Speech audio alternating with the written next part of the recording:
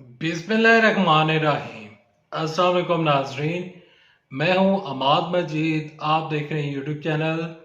अहम तरीन खबर सामने आ गई, वो खबर जो कि किसी के वहम गुमान में न थी।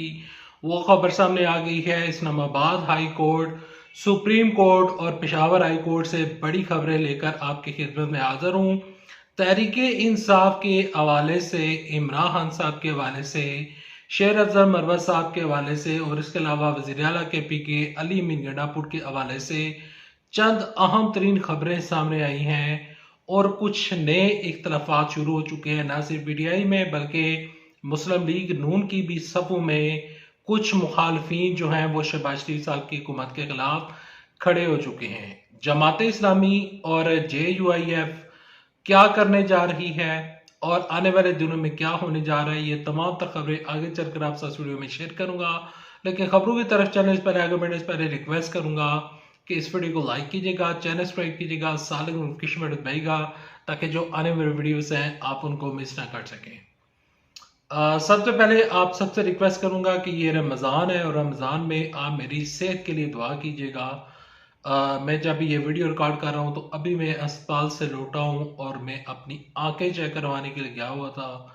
और जो मेरे रेगुलर लिसनर है, जो मेरी इस चैनल को रेगुलर देखते हैं, तो उनको पता है कि मेरा काफ़ी टाइम से आंखों का मसला चल रहा है। बहरहाल खबरों की जानिब बढ़ते हैं। आप सब दुआ कीजिएगा कि मेरी आंखें जल्द ठीक हो जाए। खबरें कुछ यूं हैं कि तहरीके इंसाफ में नई सफ बंदियां शुरू हो चुकी हैं और इमरान साहब ने कुछ सख्त फैसले सुनाए हैं।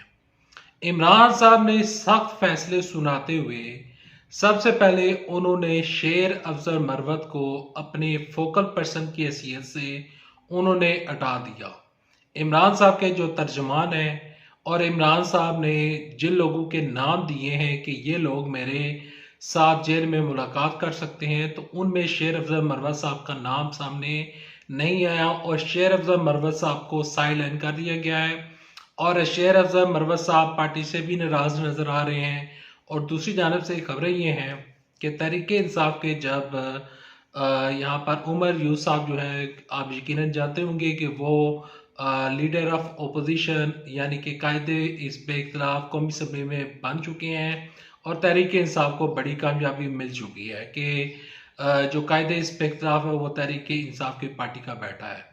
शेर अफजल मरवत साहब को साइलेंट करने की जो सबसे बड़ी और बुनियादी वजह ये थी कि शेर अफजल मरवत साहब जो उनको सोशल मीडिया के ऊपर पॉपुलैरिटी मिली, तो वो अपने आप को एक तो वजीर आजम, साहब का वजीर आजम इमरान साहब के, वो समझते थे कि मैं उन जैसा एक लीडर बन चुका हूँ और मुझे लोग सोशल मीडिया के ऊपर मेरे जो प्रोग्राम तो बढ़ गया, इस तरह के जो उनके डायलॉग थे वो काफ़ी पॉपुलर हुए।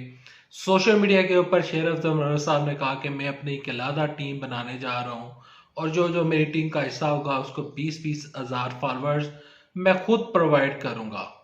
शेर अफजल मरवत साहब सोशल मीडिया के ऊपर पॉपुलर होने के चक्कर में और सिर्फ और सिर्फ टिकटॉक बनाने के चक्कर में लग गए थे। उनको इमरान साहब के बयानी का नहीं पता था और इमरान साहब के जो पुराने वर्कर्स थे और शेर अफजल मरवत साहब उनका भी हक खाना चाहते थे और शेर अफजल मरवत साहब जो हैं वो पुराने वर्कर्स को भी वो क्रिटिसाइज कर रहे थे और उमर यूसुफ साहब को वो क्रिटिसाइज कर रहे थे, बैरिस्टर गौहर अली खान साहब को वो क्रिटिसाइज कर रहे थे। तो इमरान साहब ने इन तमाम पर चीज़ों को मद्देनजर रखते हुए कि शेर अफजल मरवत जो है वो मेरी पार्टी बयानिया और जो मेरा बयानिया है उसको ये बंदा डिस्टर्ब करे, तो इस वजह से शेर अफजल मरवत साहब को तकरीबन साइलेंट कर दिया गया है और उनके खिलाफ कार्रवाई करने का भी हुक्म जारी किया है।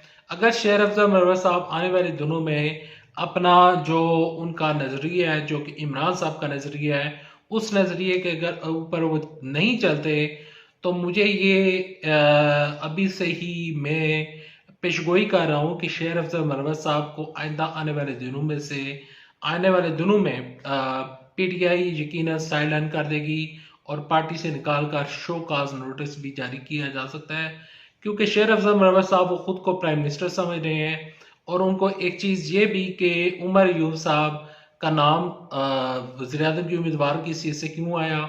दूसरा ये कि अपोजिशन लीडर तो मुझे बनना चाहिए था, उमर यूसुफ साहब क्यों बन गए। तो ये तमाम तर चीज़ें हैं उस वजह से उमर अयूब और शेर अफजल मरवत साहब के दरमियान ये जो चंद यहाँ पर इख्तलाफात हमें देखने को मिल रहे हैं।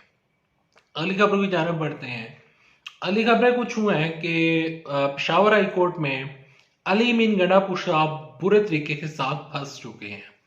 अली मीन गंडापुर साहब ने कहा है कि जो हमारी नशिस्तें हैं वो किसी सूरत में भी हम दूसरी जमातों को उन नशिस्तों के ऊपर जो मखसूस नशिस्तें हैं उसके ऊपर मैं किसी सूरत में भी उन लोगों को हलफ नहीं उठाने दूंगा। डिप्टी स्पीकर और जो यहाँ पर स्पीकर यहाँ पर केपी के असम्बली हैं उन्होंने हलफ लेने से इनकार किया था, लेकिन पेशावर हाई कोर्ट ने हुक्म जारी किया था और पेशावर हाई कोर्ट के हुक्म की अब खिलाफवर्जी कर रहे हैं स्पीकर और डिप्टी स्पीकर और इवन के वज़ीर आला केपी के अली मीन गंडापुर साहब। तो अब तो इन्हें अदालत का नोटिस मिला है, डिप्टी स्पीकर और स्पीकर केपी के असम्बली, और पेशावर हाई कोर्ट ने उनको तलब कर लिया है। पेशावर हाई कोर्ट यकीनन अपना हुक्म मनवा लेगी और आने वाले दिनों में जो मखसूस नशिस्तें हैं जो कि पेशावर असम्बली केपी के असम्बली में वो यकीनन दूसरी जमातों को मिल जाएंगी और ये होता हुआ नजर आ रहा है।